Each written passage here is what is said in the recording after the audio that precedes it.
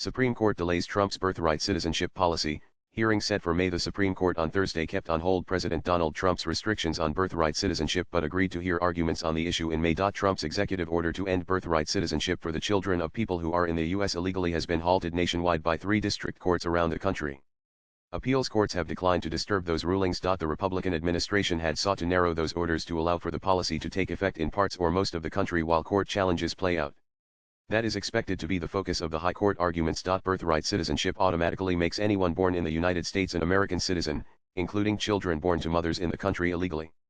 The right was enshrined soon after the Civil War in the Constitution's 14th Amendment. Trump and his supporters have argued that there should be tougher standards for becoming an American citizen, which he called a priceless and profound gift in the executive order he signed soon after becoming president again in January. The Trump administration has asserted that children of non-citizens are not subject to the jurisdiction of the United States, a phrase used in the amendment, and therefore are not entitled to citizenship. States, immigrants, and rights groups that have sued to block the executive order have accused the administration of trying to unsettle the understanding of birthright citizenship that has been accepted since the amendment's adoption. Judges so far have uniformly ruled against the administration. The Justice Department argues that individual judges lack the power to give nationwide effect to their rulings. The administration instead wants the justices to allow Trump's plan to go into effect for everyone except the handful of people and groups that sued.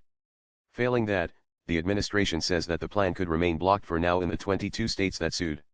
New Hampshire is covered by a separate order that is not at issue in this case. As a further fallback, the administration asked at a minimum to be allowed to make public announcements about how it plans to carry out the policy if it eventually is allowed to take effect. However, while the emergency appeal is not directly focused on the validity of the order, the justices probably will find it hard to avoid that underlying issue. If the court is inclined to agree with the administration, it risks creating a confusing patchwork of rules in which the state in which a child is born could determine whether citizenship is granted automatically. Several justices have raised concerns in the past about nationwide, or universal, injunctions, but the court has never ruled on the matter. The administration made a similar argument in Trump's first term, including in the Supreme Court fight over his ban on travel to the U.S. from several Muslim-majority countries. Swipe left for next video. The court eventually upheld Trump's policy, but did not take up the issue of nationwide injunctions. The Justice Department has complained that the use of these broad court orders thwart the executive branch's crucial policies on matters ranging from border security, to international relations, to national security, to military readiness.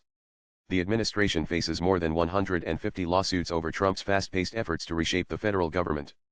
Judges have issued dozens of orders delaying the president's agenda. Latest blogs.